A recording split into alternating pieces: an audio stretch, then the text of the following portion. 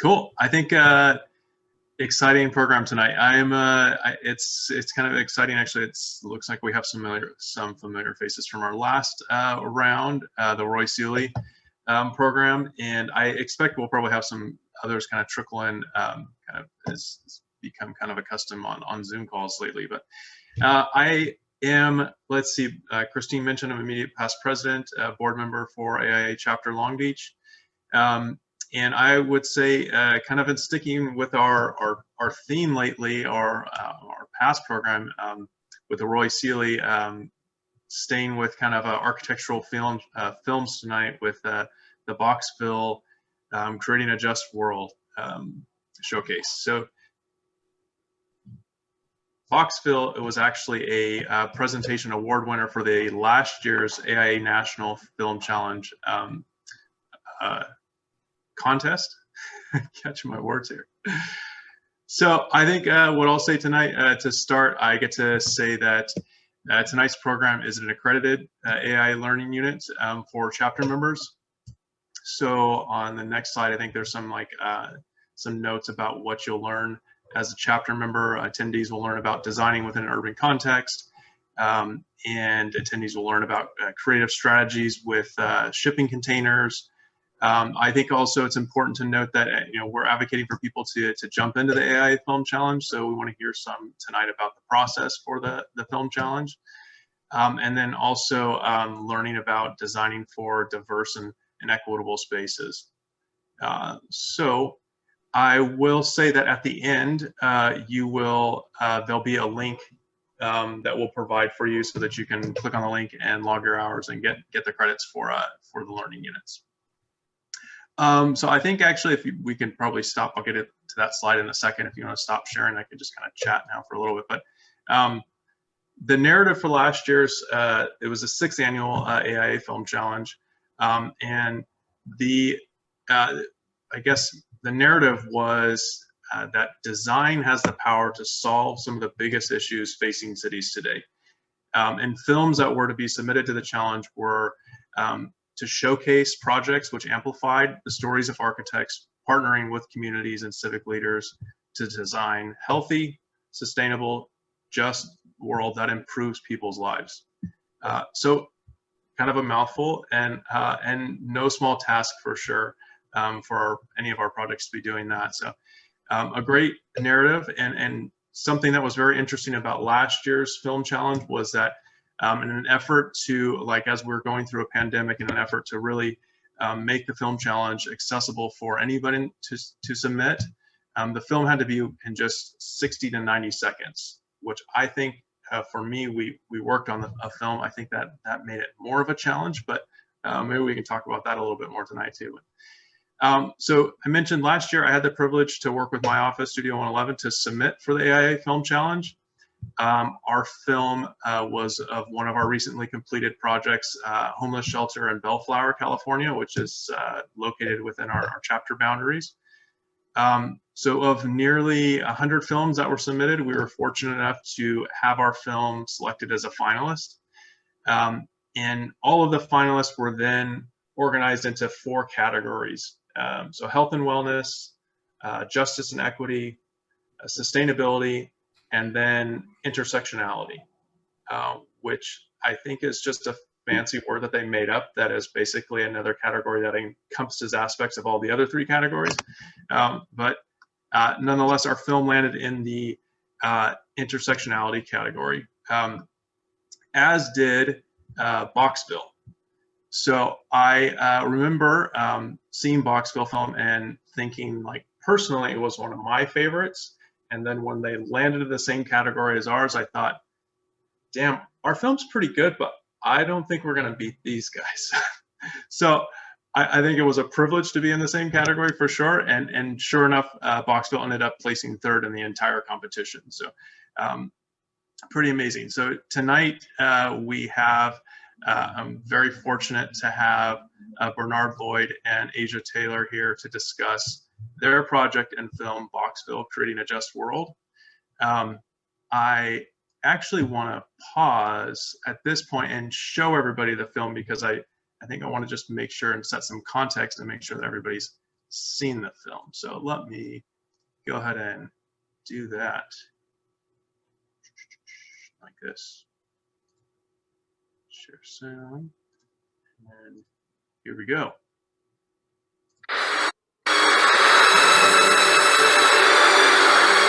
Destination Chicago, capital of Black America.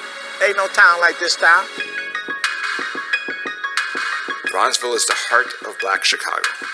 Boxville is Chicago's first shipping container market. It is designed to provide accessible space to bring neighbors together and to rebuild community. You're just drawn into it between the music and the shops and the food. It's full of activity. It's full of a lot of people of color doing positive things. It's just a very cool space to be. So we're in a shipping container right now, and the way we transformed it was tailoring it for the type of work we were going to be doing inside of it. On our launch day, we actually sold out of items in the middle of a pandemic, right? Wow. So the idea is to grow. I started at a table at Boxville, and then now we're at a brick and mortar.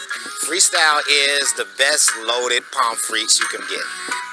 We're focused on creating local opportunity, and that is where the injustice has been. Boxville is essential to the future of Bronzeville and Black metropolis because it provides an entrepreneurial business enterprise infrastructure.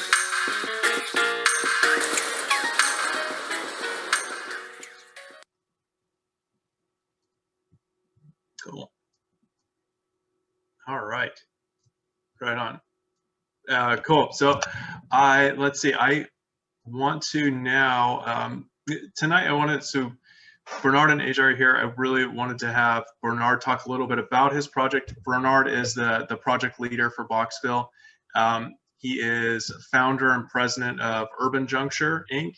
and Urban Juncture Foundation. It's a social enterprises focused on revitalizing urban communities.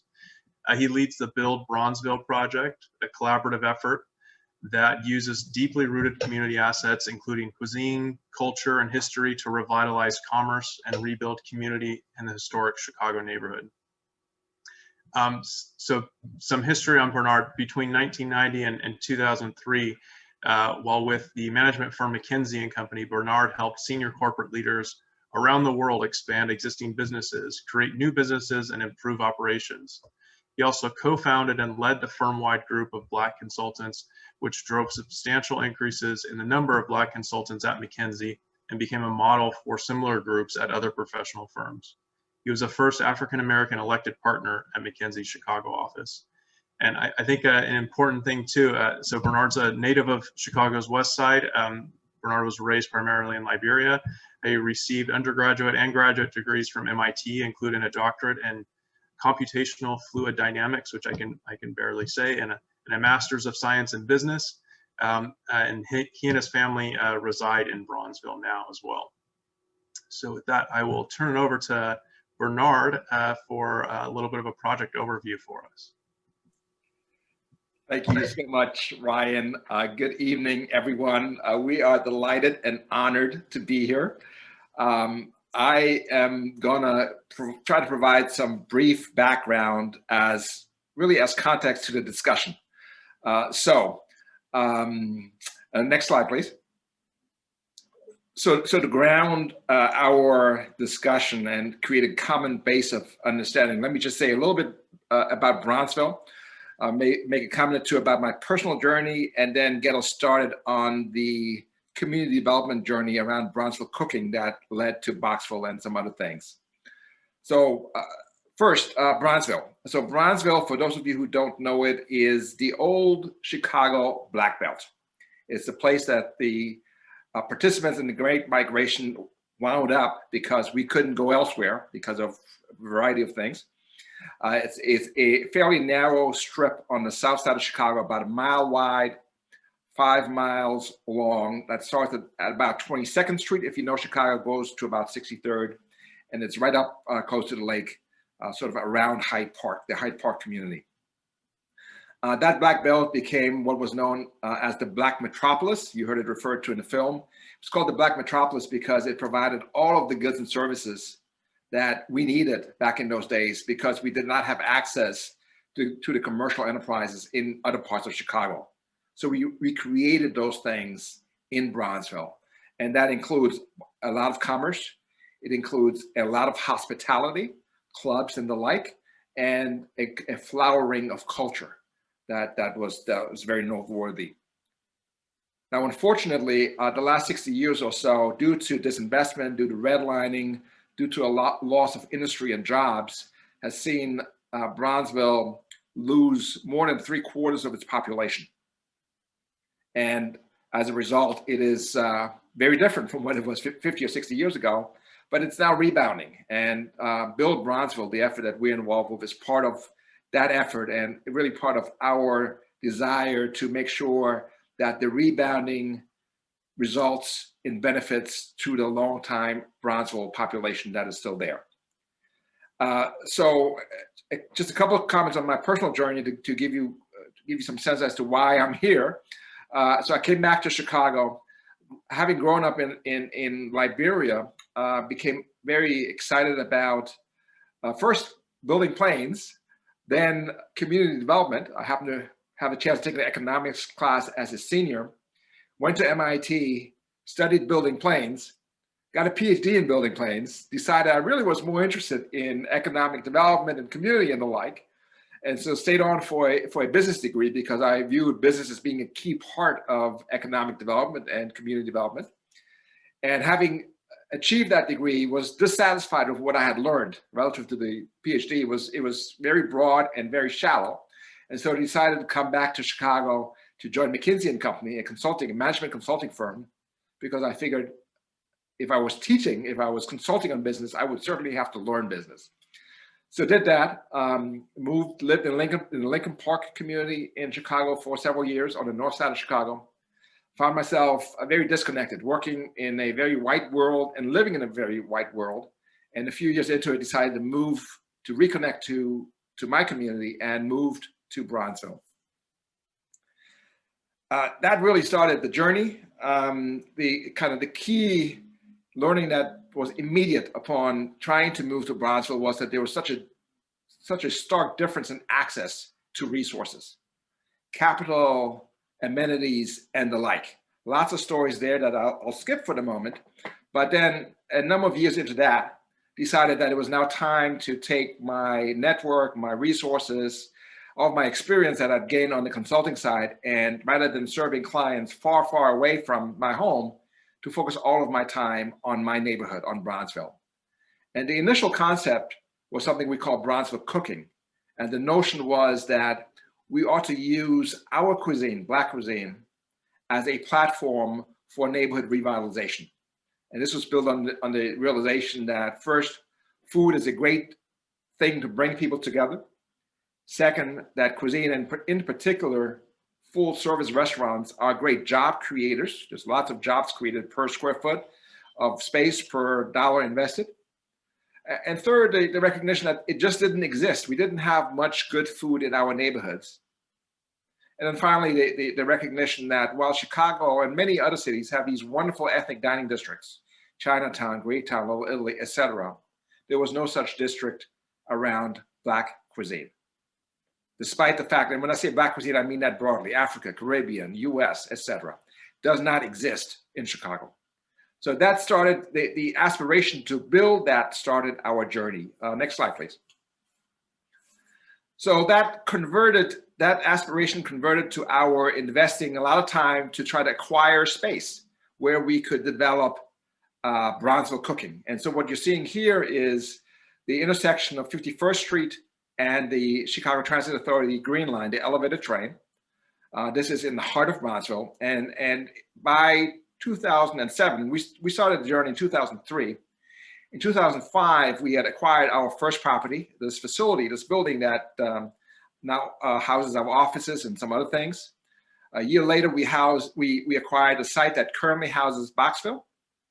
And a year after that, we acquired a site that is now the site of our Bronzeville Community Garden. Now, you'll recognize when you look at these years, these dates, that our timing was perfectly bad, right? This was just before the Great Recession. And while we were buying these sites, we were also putting together our financial stack. This was going to cost a bunch of money. And by the time we got to about 2008, and suddenly most of our partners disappeared, we realized we were in a world of trouble and we would need to rethink. So next slide, please. So by 2008, we realized that we had to rebuild everything that we had taken years to build in terms of financial partnerships, and that this would take a long time. And we had these properties. So we decided that rather than just focus solely on the financial rebuilding, that we would take one of these properties. This is the property at the southeast corner of 51st and Calumet on the previous map. And we would create a community garden, a facility that wouldn't take a lot of capital, but that would allow us to begin to bring community together and to begin to engage our neighbors on the project that we were trying to develop in this community. And I should say, I live exactly 1 mile from the site, but this is still a different neighborhood from my neighborhood. We're all in Bronzeville, but there are different dynamics here. So it was important for us to ground ourselves in this very local neighborhood. So on the left, you see a rendering that was developed by one of our very good architect friends. We've had many who've provided tremendous assistance in this project. And on the right-hand side, you see opening day of Bronzeville Community Garden, our execution of the concept on the left. Next slide, please. Now, one of the things, so that was 2010. One of the things we realized very quickly after we opened the garden is that just opening a garden would be insufficient to building community around the garden. Because what would happen is that the folks in the neighborhood who did not have a garden would come to the garden. And for example, on the right side of this picture, there's a high rise in the background. Those folks don't really have much of a garden, and they and their kids would come down, and that was great. However, the folks in the neighborhood who did have a garden, they might own a condo and have a little piece of green in the back. They would not come to the garden because they would not view that as necessary or as being for them. And as a result, we would miss out on this opportunity to engage folks across economic classes, if you will, the condo owners and the folks who rented in the community. And that was a major thing that we were trying to accomplish. So with that recognition, we started developing some programs to try to bring these folks together. And one of the programs we developed was Bronzeville Bikes, a bicycling program where 3 Sundays of the month, we would bike to some destination within the community. In this case, on the left-hand side, we were part of the Bud Billiken Parade, which is an annual parade, the biggest parade in Chicago. And we biked down King Drive as part of the Bud Billiken Parade. And on the right-hand side, you see the activity that we did on the one Sunday of the month in which we did not do a bike ride. And that is, we brought out some friends, a bike mechanic and some of his friends, and we would repair bikes for 3 hours on that Sunday afternoon. Now, both of those were great activities, but the bike repair really took off. Those guys never rested. In retrospect, it was easy to understand. There was no bike shop in the neighborhood. You might have just a flat tire. Your bike might be in your closet or wherever, but because there wasn't a bike shop within a couple of miles, it would stay there for years. You wouldn't push your bike for a couple miles to have it looked at. So we realized that there was a community need here that we ought to try to serve. And again, we didn't have capital at this point. This is 2013. We still didn't have much capital. We still don't have much capital today. And so we thought through how we could serve this need without requiring a lot of capital. So next slide. And so that led us to our first box. Now, I am convinced that our first box on the left-hand side, as it was being delivered in May 20th of 2014, was the cheapest box available in the city of Chicago. It was certainly the toughest looking box I've seen in a long time, but we got it for a good price. And in just in less than 4 weeks, this is a 20-foot container. Our friend Bill, a carpenter who you see at the top of the picture behind me, he converted this box into a basic bicycle facility, a bicycle shop, if you will, on 51st and the and Calumet. So next slide. So that's 2014. If you go to the next slide, please. Each subsequent year, we improved the box. So the first year, we just had the box, nothing else, a little pad in front of it. The next year, this is 2015, sorry, go back, 2015, we added, if you go back to the previous slide, Ryan, we added a deck that wrapped around the box. Sorry, go back to 2015. We added a deck that wrapped around the box and an awning. We found out the first year that in August, it was almost impossible to work at the box because it got so hot. So we added shading. Then we added flower, we added these flower beds, we added a rainwater barrel and so forth. And in a couple of years, we realized, stepping back from this bike box that we created with just a few $1,000s, that we had actually created a bit of a destination, a neighborhood destination. You might or might not have a bicycle to be fixed, but this was just a pleasant place in the midst of a very blighted corridor where you could hang out, you could talk to somebody. If you did have a bike, you could bring a bike to be fixed. We did charge a little money, but you could just hang out for a bit. And at the same time, we were still working. We've been working now 10 years to get the other parts, the culinary part of the project going. And actually in 2015, we opened the first piece of that. But having that experience, 10 years to open a brick and mortar restaurant on 51st and Calumet in Bronzeville, and 4 weeks from delivery to opening of the bike box, we decided that it might be a good idea to do more boxes. So this is now 2016. If you go to the next slide, in 2016, we recruited a number of folks and we decided that we would expand from the bike box, and we developed the layout on the left-hand side is our first kind of, is one of the options that we considered for what we now call Boxville. And in effect, we wound up taking the bike box, moving it to a corner of the site, literally pushing it with a truck to a corner of the site, bringing in 4 additional 20-foot containers and organizing them around what at the time we called the community area, and we now call the marketplace, and use those boxes and the space between them to launch Boxville. And the picture on the right is an image from our launch date. The young lady at the front left, Sharon Samuels, is one of the architects who put this together with some friends of hers. And in the back, you see a DJ with a Boxville shirt. We said, hey, we're doing this grand opening. At this time, we actually had only amended, in addition to the bike box, one other box, because getting the boxes is easy. Actually, working on the boxes takes some effort. It takes capital, it takes effort. So as we opened Boxville in 2017, almost all the action was not in the boxes. It was actually between the boxes. We had vendors on tables between the boxes. We had learned from the bike box that we needed bright colors. We needed to bring folks in. So we had decided we'd have a DJ. The moment the DJ played, we realized that even though we had only intended to have the DJ for our opening day, we would need a DJ at every market day. It was so integral to the feeling, to the vibe of the market. And in fact, since then, we've had a DJ at every market day. Next slide, please. So that was 2016, 2017. Boxville has grown quite a bit since then. So in 2014, we started with 1 box, 2015, 2016, 1 box. In 2017, we grew to 5 boxes. And of those 5 boxes, at the end of 2017, we actually had 4 of them that were built out. And then in 2018, at the end of 2017, we realized that we had run out of space. We had a situation where we had one of our partners, a volunteer, would bring a suitcase of arts and crafts materials to Boxville and invite kids to do arts and crafts with her. Now, she liked doing it. The kids loved it. The parents loved it. And of course, the vendors loved it.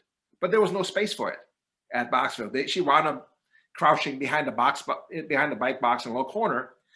And we had a couple other situations like that. So we decided that rather than to try to change the marketplace, that we would add to the marketplace, that we would create what we now call the neighborhood square in the just north and a little bit east of the marketplace. And in fact, in 2018, we brought in these additional boxes and created this square that's essentially the same dimension as the marketplace, but that is more focused on neighborhood activities that don't necessarily generate revenue, but are nonetheless very important for building neighborhood.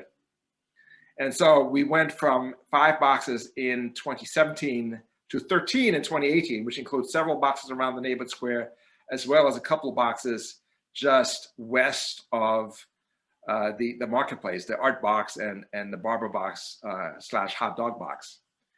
And then in 2019, we added 4 more boxes that are actually not shown on this sketch. They're just north of the existing boxes, and we use them for storage primarily. We haven't added any boxes in the last year, but what we have done, the big activity in both 2019 and 2020, in 2019, it was actually electrifying Boxville. Before that, we did not have power at Boxville. The bike box had some photovoltaic cells on the top, so they had a little bit of power to run the radio and so forth, but we had no other power. And when we did the DJ, we would run a power line about 100 feet over from our building that's on the other side of the train. We'd run it over an alley and run power to Boxville. Of course, that doesn't allow you to spend the winters at Boxville. So in 2019, we both winterized the majority of our boxes and we actually electrified the boxes.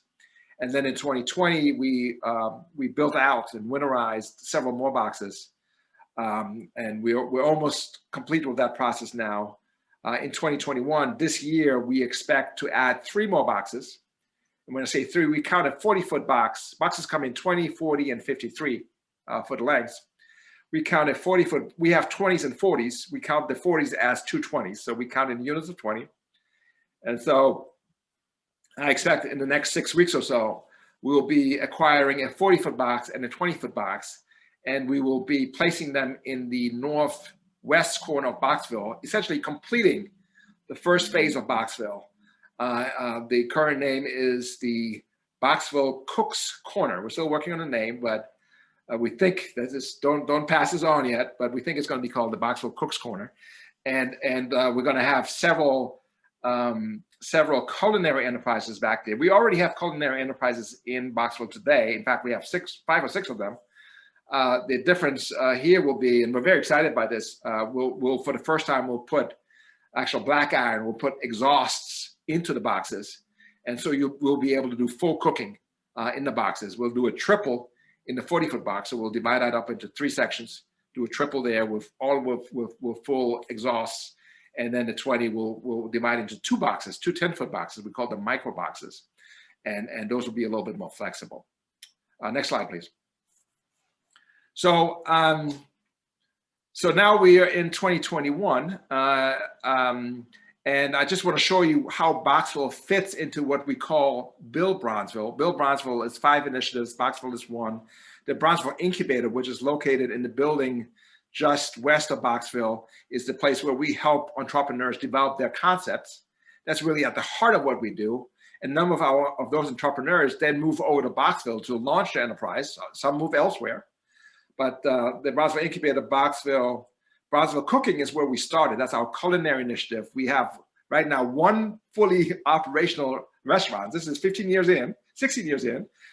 We hope to open the second one in the next few weeks. Ianze is a West African concept. And we have several spaces that we'll begin working on at that point. And then our 4th initiative is called The Forum. It's a historic building a mile north of this side. So it's not shown on this side, but it's something we're very excited about that we'll use to support creative enterprises. And our final initiative we call Engage Bronzeville, which includes some of our gardens. It includes our overall effort to engage neighborhood, to reconnect our neighborhood to other neighborhoods, and to raise resources to make Build Bronzeville a reality.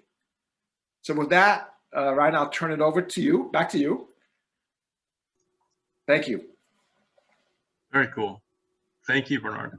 Awesome. I love hearing candidly, I had no idea what you were going to show tonight. I just saw these slides that were, very kind of generic in nature, and I was kind of excited to see, and I love that I got to hear the whole past all the way to now, even the future. Seems exciting. So I have some more questions, but I want to hear from Asia as well about the filmmaking process, and then afterwards we'll jump into some Q&A, and want to just remind audience members, if you want to hang out through the Q&A, we'll have some time if you want to just put any questions into the chat during that time, and we can hopefully get to your questions as well. So with that, I am going to turn it over to Asia now to go through her presentation and talk a little bit about her history and the process of making the film.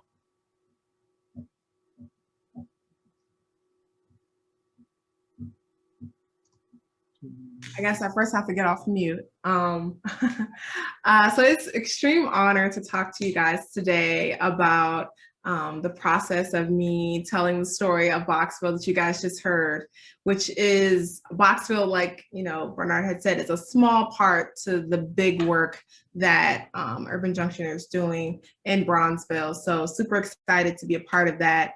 I put on this first slide my quote that I kind of live by, which is love what you do and you'll never work a day in your life.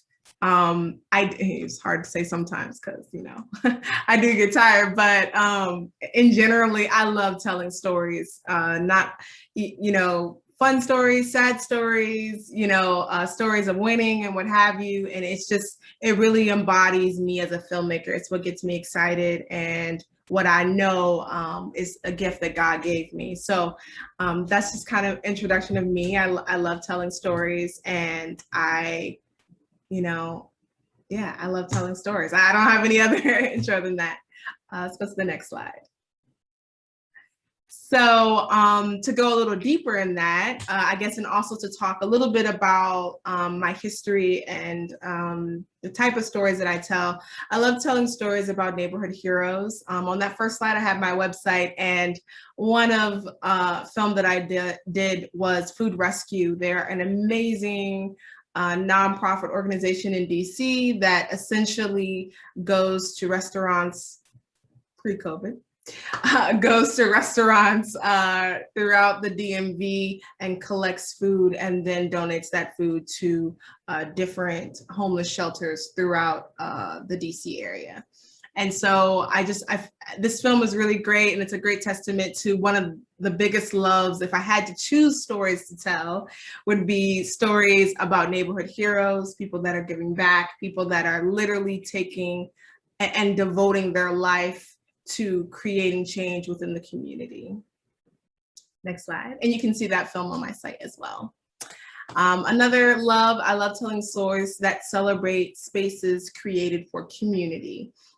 This story is also on my site. It is about a community center called LAYC, and they are truly changing the lives of youth that are in not only in any type of category and community that you have. These two characters came to the community center. Both were homeless, and both had experienced significant abuse and things of that nature that you'll see a little bit more in the film. But you see them overcoming, and it's really overcoming because there was this space that kind of opened up to them and allowed them to kind of thrive in that. So if you don't get where this is going already, go to the next slide. I fell in love with Boxville because not only is it a group of neighborhood heroes, but it also is this space that is really rooted in celebrating the community. And if Ryan had sent a list of questions, one of them was, well, why Boxville? And that is really why, because those are the two passions that I love telling stories about, to celebrate people that are really doing good work in their community. And to even tell a little story of how I found out about Boxville. I was living on the north side. I wasn't really happy with the community that was there. It was kind of separate from a culture that I can connect with. So I was moving to Bronzeville, and then I also found out about this competition, the AIA competition, film challenge. And I was like, well, I don't know, because I'm also originally, if you didn't guess from the two stories that I just mentioned, I'm born and raised in DC. So I had originally moved to Chicago for work. And so I didn't really know anybody, and I definitely didn't know any architects. So I went on Google and I typed Black architects in Chicago, and a lot of people came up, and Bernard was one of them. And then I messaged Bernard, and Bernard was like, oh yeah, this other architect is doing great things. Super humble. And then we round tripped and eventually came back to Bernard. And because the other architect told me about Boxville, I'm like, oh, well, let me look more into it. And the more I looked into it, it did those two loves that I love to do, which is, again, neighborhood heroes and a space that is celebrating community. So that is how I found Bernard. And then that seems like yesterday, and now we're here talking to you. Now I'm third place. Still don't understand how all of that happened. I'm a full believer that it is God and not me. But it was a very organic meeting, and I, since knowing Bernard and seeing his vision, seeing how his vision has been implemented, as you guys saw as he was going through, it's still like baffling that they are doing so much. So good stuff. That's how I got connected with the Boxville story. Let's go to the next one. So now I kind of wanted to delve in, especially if anyone's interested in doing the competition next year, of like what was the process?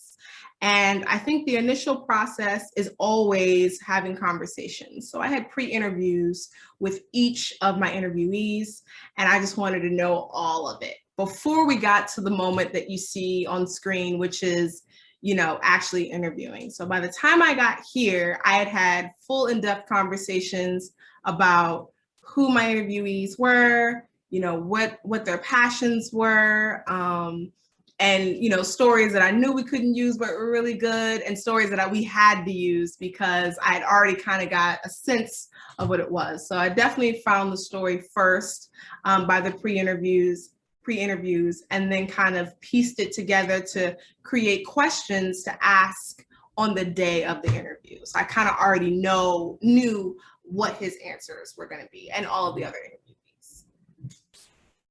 So let's go to the next step. And then, especially on when in talking with and what Ryan was saying about 90 seconds, that's a really short time.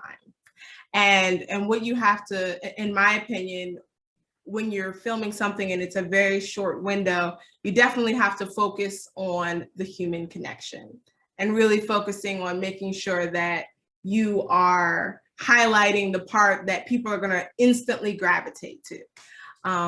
Like Harold, when he's like, ain't no town like this town.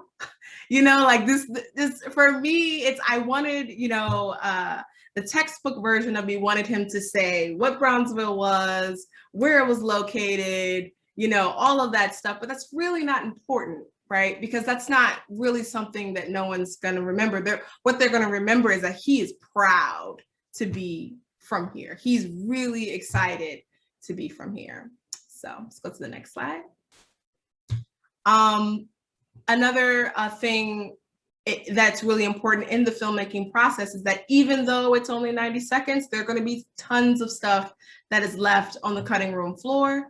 And how we used that stuff was to promote for the film for the open audience voting section. So we created these little teeny videos that were kind of clips of everything that was left on the floor. That being said, that if they have a time limit next year, like still shoot whatever you want to shoot, like ask whatever you want to ask. My interview with Bernard, I think, was like 40 minutes to an hour.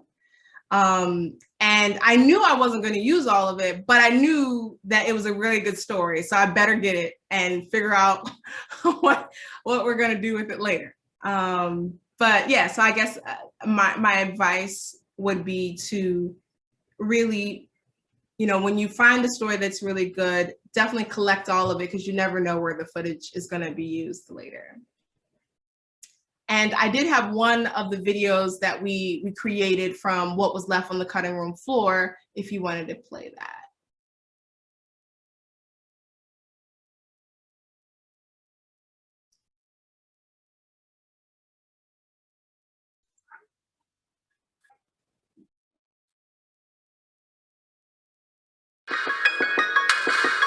I started at a table at Boxville, and then now we're at a brick and mortar. Good morning, just waking up, airing your lungs, that ain't enough. It was just friends and family at first. Like, we used to have like Great Friday and Saturday night thing. Like, we'll play Public Enemy one night and just talk and eat, and then there was a line out the door. Every entree sells out. Like, everyone could be #1 every day. That makes you perfect. Ignore the voices. Know that you worth it. The shipping container is just a great space for somebody who has a dream and a vision, or a great product but doesn't have the money. I honestly just wanted to do a restaurant for my friends and family. I didn't know it would just take off and people from all over the world would come around and we'd have something special in the city of Chicago. Gather myself, step out my square, tell the world I'm here, like yeah.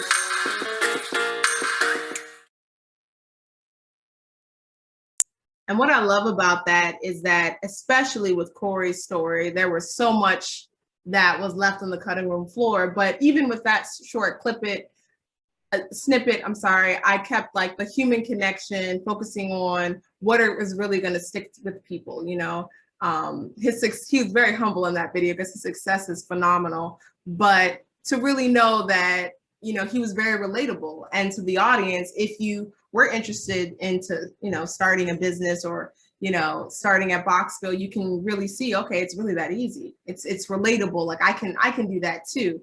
And that as a filmmaker, you know, that's also what you want to do, is not only make and create and highlight human connection, but also to inspire people that may get inspiration from something that your interviewees say. So what's next, right? So, because 90 seconds, oh my gosh, too short. So what we're doing is we're taking the story to the next level. As Bernard had mentioned, there are 5 different categories and initiatives that they're focusing on, and we're hoping to create a docuseries that highlights that. And, you know, really excited. This is very early stages of it, so we'll definitely keep you in touch with as it develops, but that's kind of what we're going to be doing moving forward. Because 90 seconds is way too short, and we just couldn't do that. And that's my contact information again. Right on. Thank you, Asia. Super cool. Yeah, we found like in our video, we went through like 4 different iterations of what our video was going to be about, because we kept finding out that like, oh, we can't show that in 90 seconds. Oh, we can't show. So we finally like landed on a project that worked. But yeah, it ended up being such a bigger challenge than we thought it was going to be. Absolutely. Cool. Well, I actually have a couple questions already that I wanted to pose for you guys, and then want to just open it up. The chat feature should be open, so feel free, if anybody in the audience has questions, like start to get them in there, and we'll pose the questions. I think the first one that I actually want to start with, so I understand that, you know, Bernard, you've talked about how important Boxville is to Bronzeville, Chicago, and specifically the African American community of Bronzeville. So how did you, Bernard, how did you initially learn of the history of Bronzeville, and I guess maybe even knowing that you lived there, like how'd you decide to live there? You know, actually, the person that when Asia called me, and I have no idea why she found me when she Googled Bronzeville and architects, because I am not an architect. I love architecture. I know. I don't know. But when she called me and she described that she wanted to find out what like architects were doing in Bronzeville, I said, well, you know, you've got to talk to this guy, and his name is Billy McGee. Billy and I went to graduate school together 30 years ago at MIT. He was in architecture. I was in aerodynamics. And Billy is from Chicago. He was one of 3 people I knew when I came to Chicago. And so when I came, and we worked together at MIT. So when I came to Chicago, he was the first person I called. And in fact, before I moved, I was looking for a place to live. So he drove me around Chicago. And I wasn't able to find a place then, but a couple of years later, I said, look, I want to move south. And, you know, where should I go? And we decided that we would join up and that we would get a place together. And we would do it in Bronzeville. And it was his suggestion. And of course, by then, Bronzeville had kind of soaked its way into my sphere. If you're in Chicago, you know what Bronzeville represents. That brand is very powerful.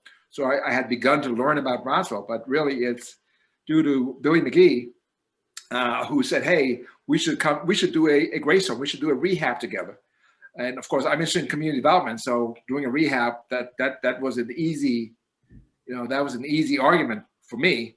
But in that process, and this is now, it was 1993, I took my bicycle and I just rode. I had 3 weeks of vacation. I just rode my bicycle around Bronzeville. And Billy and I would go into house after house and check it out to see if this is the house that we wanted to do. So a lot of it was very organic, but it was driven by the person I then connected Asia to when she said, I want to meet the Black architects in Bronzeville. And then Billy McGee was like, you need to go talk to Bernard. This is who you need to talk to. But yeah.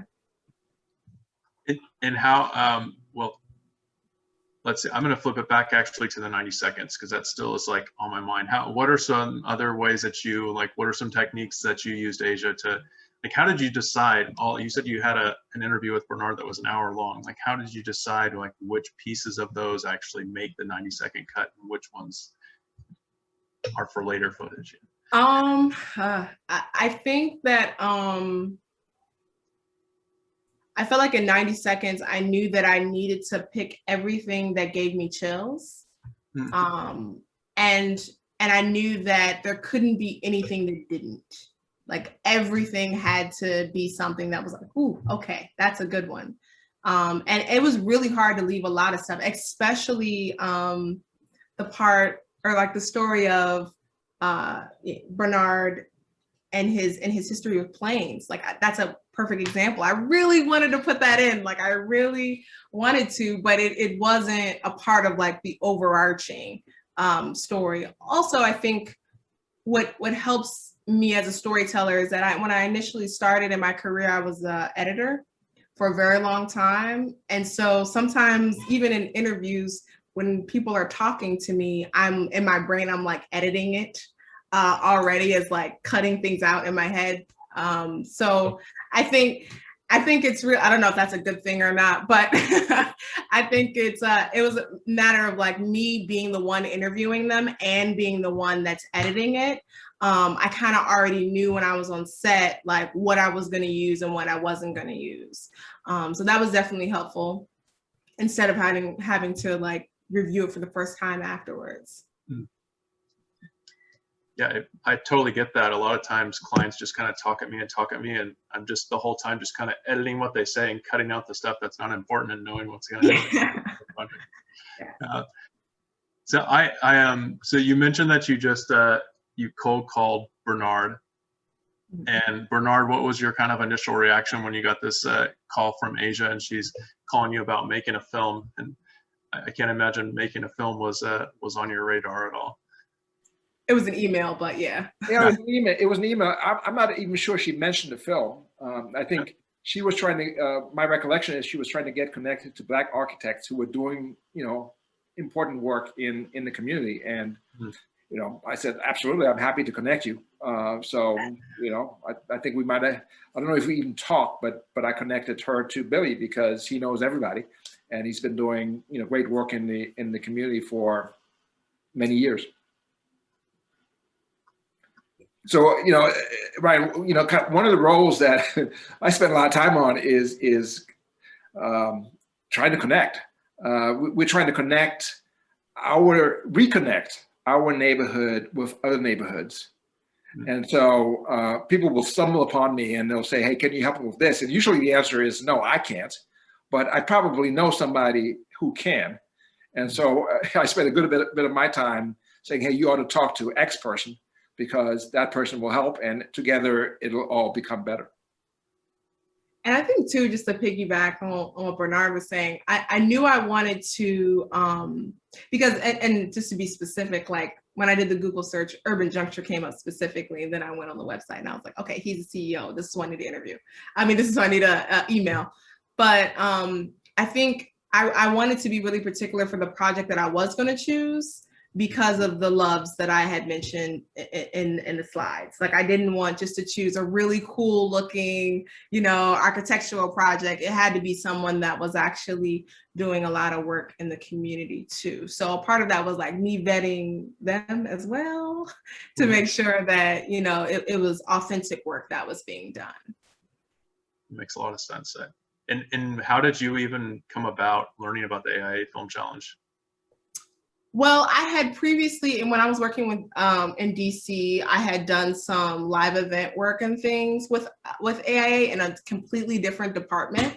And years ago, we did their annual meeting, and one of the film challenge, it sucks because this was pre-COVID, but you know, the film challenge awardees come on stage and they talk and what have you. And so I remember seeing that, like, oh man, that'd be cool to do one day. And this is when, you know, I was just as an editor at this particular marketing firm. And, you know, then when I finally left the firm and moved to Chicago, I was like, oh, well, maybe I'll actually enter this time. That's just kind of, it's always been like in the back of my radar of working with it. But at the time I couldn't, because, you know, I was technically working for their live events. So. Cool. Let's see. I think a part of Boxville that's very interesting to me, and Bernard, you kind of talk about it like just so fluidly, like it's no big deal, but well, not that it's no big deal, but it seems that there's got to be a lot of energy that goes behind it, is the tenant selection process. Can you talk a little bit about like how, you know, do tenants come to you? I imagine that there's probably a lot of people that want to be in this just kind of given the publicity that it has now. And how do you guys go about selecting tenants? It is fairly organic. Let me say a few things about it. So one thing is that we realize that food is key. We want to curate a mix of things that will bring people, and food is key to that. And so from the beginning, we've said, look, we've always got to have food at the market. And so when we get, you know, a dozen inquiries, we make sure that there are 2 or 3 or 4 food food vendors at the market. So that's one thing. I think secondly, connections have proven to be very effective. So connections between existing vendors. So if you go and talk to our different partners, as Asia has, you find out that probably 60–70% of them came to the market because they knew somebody else at the market. And so our past partners, our most effective spokespeople, they know what it takes. I mean, so Boxville is a unique thing, but you know, to be successful at Boxville takes a set of skills. It takes, I mean, it's a small business. Is a small business. It's hard, but they have a network themselves, and since they've lived Boxville, they know what they have a sense of what will be successful, and therefore they help to curate the market in that sense. Then the third thing I'd say is a lot of our growth, a section of our growth has been internal. So for example, one of the figures in the film is a young lady at Be Creative. And they are in a 40-foot container. It's 3 of them. They're partners in a 40-foot container. Well, they started, that's today. They started at Boxville in 2018 with just one of them, and he was in a 10-foot container, what we call a micro box. And so they started with that's truly tiny, 10 by 8. They started there. They did really well there. And then at the end of that season, they invited me to go visit them. And I did. I went to their home, and it turns out they had this fantastic setup. They had the basement was all production, and then they had showrooms on the first floor. This was in a residential neighborhood. But basically their proposition to us was, we'd like to move this all to Boxville into a box. And so we actually built the box that they are in for them. It was tailored to them. And so we helped them grow. And we have a second situation right now where this is the Last Lap box, which is a running shoe. It's the only Black-owned running shoe on the south side, running shoe store on the south side. He started in a 20-foot box 6 months ago, I want to say, maybe 8 months ago. Right now he's expanding. He's taking up his full box. So Boxville partnerships and vendors it's been quite organic, but there are some themes that have emerged and that I think will drive further growth. It's great. And it seems like that's kind of the strategy or the goal is to have somebody come in and start in a small box and expand, and then ultimately, like Freestyle, have a brick and mortar, I suppose. Yeah, we're somewhat agnostic about that. We think there will be some enterprises that absolutely will take this as a springboard to a bigger space like Freestyle. And actually, Freestyle's story is interesting also because when Corey first came to me, he said, "Hey, I want to do a Freak Shack as I've seen them in Europe, and I want to do them in your building." And my immediate reaction was, well, if you want to do a shack, why do you want to do it in 1,200 square feet, which is the smallest space we have in our building? Why don't you do it why don't you do it in a shipping container? So he started by wanting to come into the building. We pushed him to Boxville, and he started there, which I think was the right decision for him because he was able to start small with very little capital. He built his concept, he built his team, and then after having done that for a season and moved around, he moved into a space that we had available. But there will be some, I expect there would be some enterprises that for whom Boxville is just right. Or who say, hey, I have a presence at Boxville. Maybe I'll do something somewhere else, but I want to stay at Boxville because I can have a thriving business in this 8x10 or 8x20 or 8x40 space, which is exactly what I wanted. Maybe I'll build something else somewhere else. Oh, that makes a lot of sense too. Well, shift, I think a little bit. So I mentioned the Steelcraft before on a conversation with you here locally, and some of that is the same with some of the tenants there as well. So interesting to kind of hear the comparisons between the two.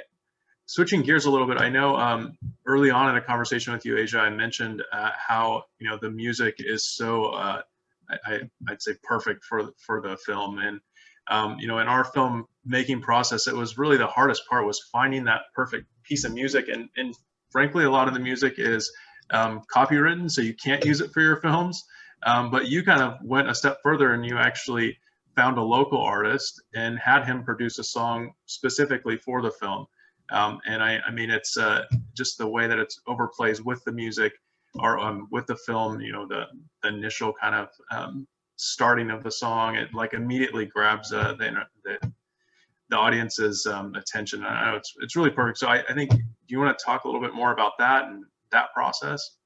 Yeah, I think that sound is so much like 60 to 70% of any film, right? Because it does generate the senses, and it does kind of like put you in the mood to what you're about to experience. So I already knew coming into this, not knowing, like honestly, not even knowing who the architect was, that I wanted the score to the film to be authentic to Chicago. And then once I started learning more about Bronzeville, specifically its history, because I was very naive to Bronzeville's history prior to moving here, I was like, oh yeah, it has to have, a musical presence. And actually, when I was interviewing AJ, I asked her, I was like, well, do you know any artists? Because I need this film to have, a score that's amazing. And she connected me to the artist of the film. And he literally was like, do you have any songs in mind? Now, prior to having this conversation, I had like stalked him and all of his music library. And there was this one song that really kind of like stuck with me. And I asked him what his inspiration was for the song. When we had a conversation, he said, well, I just feel like when you hear this song, like Brighter Day, like you just feel like, there's something better, like there's hope. Like even if, everything isn't perfect, like there's still like this hope of what the future could be. And I'm like, that's it. That's exactly like what Boxville is. And so all of the pieces to the puzzle in creating this film was very organic and all came from, you know, pebbles that fell from Boxville, honestly, because I even made that connection after interviewing. So yeah, it's kind of like the story of it. Sweet.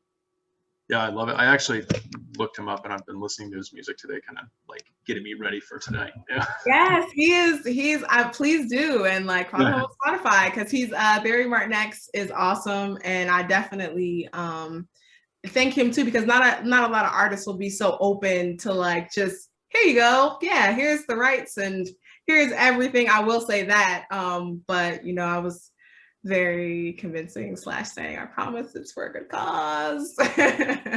So yeah. Cool. I'm actually going to end the night with some of his music too, but I'll tell him that. I'm sure he would love to hear that. So a couple of questions. I'm actually going to switch to audience questions because there's a couple that I've seen come in that are very similar. So about the box, the shipping containers, and people are curious about the permitting process or like any red tape that's come along with using shipping containers. Like, was a city receptive to the shipping containers idea? Wow, we could have the whole discussion just on that question. So it's a great question. You know, the easy answer is it depends on who in the city you talk to as to whether they're receptive or not. The reality is that when you go to of course, you know, the building department doesn't have any code for shipping containers, not in Chicago. I suspect not in California. And so when you go to the building department and you say, hey, you know, I want to do this shipping container of this, they try to force you into the building box.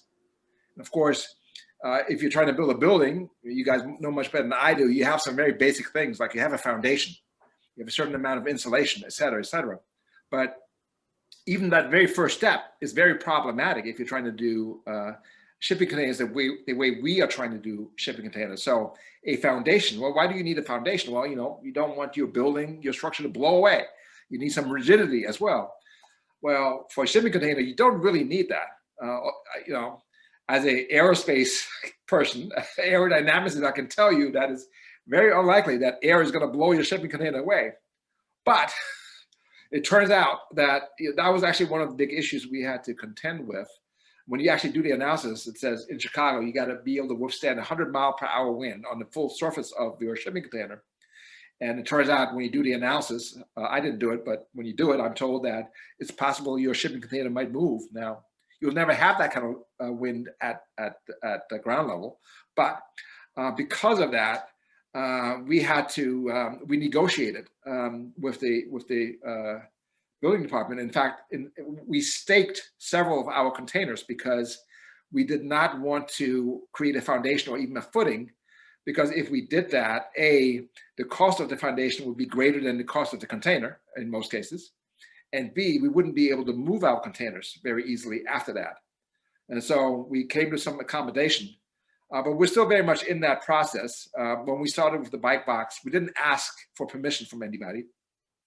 We got a business license, and if anybody had asked us, and nobody ever did, but if anybody had asked us, we would have said, hey, it's just a storage container, like at 10,000 others in Chicago. We actually do all of our work outside of the container. So that was our go-to response. Please don't quote me. I know it's being recorded, but anyhow, our other go-to response is that in most of these municipalities, there is a minimum size. There's a size at which you need to go into permitting, and in Chicago, it's 400 square feet.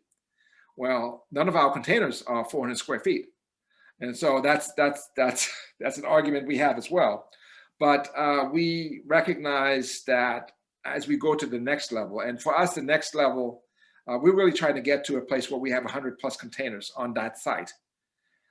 As we go there, we recognize that we are going to have to address permitting in a more complete fashion. We're not yet sure how that's going to happen, but we suspect that we'll be able to have the right discussions with folks at a level of the building department where they'll understand why we're doing this and why we should be able to do this, so that we'll be able to get some exceptions and actually be able to do that outside of the normal permitting regimen.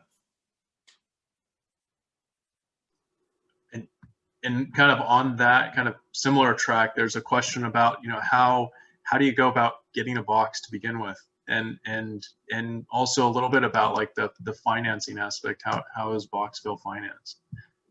So the getting a box is sort of the easiest part of the puzzle, in that in Chicago, I can literally, I live on 43rd Street. I can literally drive, ride my bike half a mile south and a mile west, and I'll be, this is 47th Street, and by the Dan Ryan Expressway, and on both sides of the street there will be shipping container yards with literally thousands of shipping containers available.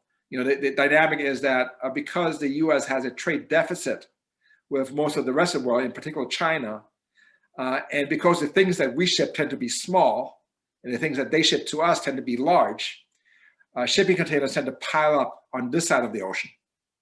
As a result, you can buy a shipping container for a little more than the price of the scrap metal that it's worth. So I could pick up a phone, you know, tomorrow morning, and if I didn't care about what it looked like, I could have a shipping container delivered the next day. You know, we've run enough to know that we actually want to go see our container, make sure the doors work, etc. But you know, if I wanted to buy a shipping container, I could easily have one delivered on Friday or Monday, and you know, so that part is very straightforward. And do I want a standard? Do I want a high cube? You know, all of those options are easily available, and they all cost. If I'm taking one that's more than a one trip container, they all cost less than two grand a container, and then a few $200-300 to have them delivered and kind of put in place. So that part is straightforward. In terms of financing, that's a great question. We have begged, borrowed, and stolen from our other little projects to finance Boxville. We up to really probably a year ago, and what you see at Boxville, the beauty of Boxville, a big part of the beauty of Boxville is that you can do it with a very modest budget, the way we have done it. And by the way, we built all of our boxes ourselves. We are very intent about providing local opportunities, so utilizing local tradesmen and so forth. So all of the boxes that you see at Boxville today, when you add up the cost of all that, they are just now getting to the cost of the build out of our first restaurant. So Freestyle, the restaurant that we saw, it cost more to build that restaurant out than to build Boxville.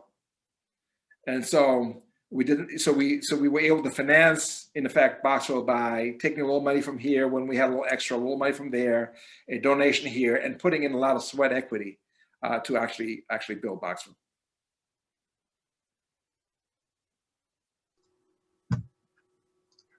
All right. I have some background, so I'm muting and unmuting myself now. So I wanted to actually hear a little bit, we're getting close on time, but I'd like pick up from both of you that there's this just sense of like real passion in what you do. And I mean, it's reflected in your work and very clearly. And you both have spoken in one way or another about how like being passionate about your work makes it worth it.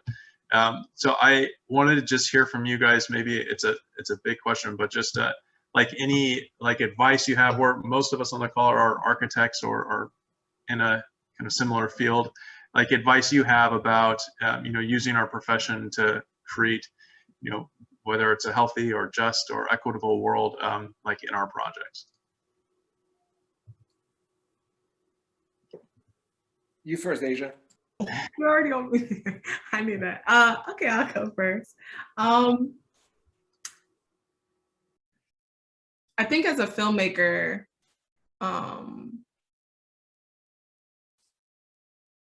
we're really charged with like being able to like discover the unseen. And that's actually ironically my Instagram name, but really trying to see like work or highlight work that's being done that isn't always the mainstream conversation. And while like Boxville definitely like attracted me immediately straight off, but what really attracted me is that it wasn't the narrative that is always told of the South Side of Chicago. And it's like, and for me, like that even makes it even more passionate, that it really was discovering that essence that's unseen. And I think it kind of parallels too with a lot of work that architects and project leaders and people in that space do as well, as far as like, when you see an empty lot, you're like, wow, okay, this is, this can happen here and here. Well, from a filmmaker, I see the same thing when I just have like a conversation with someone and their passion just like drips. Like, oh yeah, we did this. And then, we had this box, we got this plot of land for this. And I remember when I first met Bernard and he was giving me a tour of Boxville not too long after speaking with him, I was just like, wow, like, do you realize how crazy this is? Like, this is amazing. So I guess what I would say, or I don't know if it's necessarily advice or just rather keep doing, is to continue to discover the unseen, continue to like look at things in a way that maybe mainstream isn't highlighting, or maybe that the community that you're looking to invest in isn't really, is a need that they need and it's not being fulfilled. So that's what I say. I like that. And I would say, I think, Asia, that when you emailed me, it was about a year ago, maybe even slightly less. I mean, all this happened in the last 10, 11 months. Yeah. What I would add is just kind of to build on our experience, my experience with Boxville and some of the work we're doing down there, which is, Boxville came about because, we saw a need, a need to connect folks. We were working in a community that we was just very deeply committed to, and we took a chance on we just followed what we learned about this need. So we said, okay, we put some bicycle repair out there, and we were swamped, and we said, okay, let's just follow this. We're committed to this community. We may make some mistakes, but let's follow this. Let's see where it leads. And that led us to, a box. And then there again, we kind of discovered that, it gave us a unique opportunity. And we realized that we were at the beginning, not at the end. It's not like, okay, we said we wanted to do bike repair and now we're doing bike repair, so we're at the end of this. We said, no, this just opens up a whole new set of opportunities that we have to figure out how to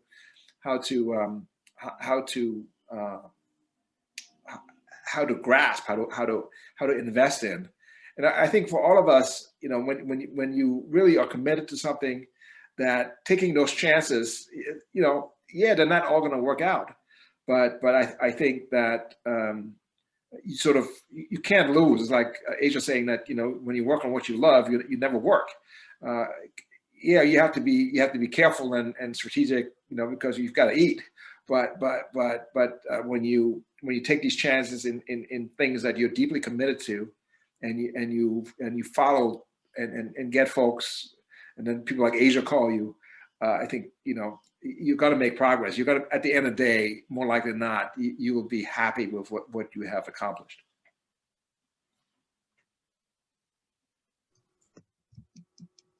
Well said. Yeah, thank you. Well said. I think I just want to end on that. Really, I'll say I also am very humbled to have you guys both say yes tonight and to joining us. So thank you so much for your time.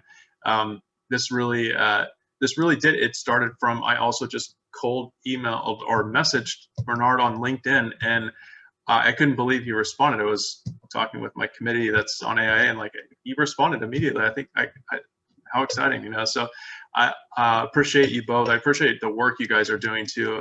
It's always great to see people that are passionate about making a difference.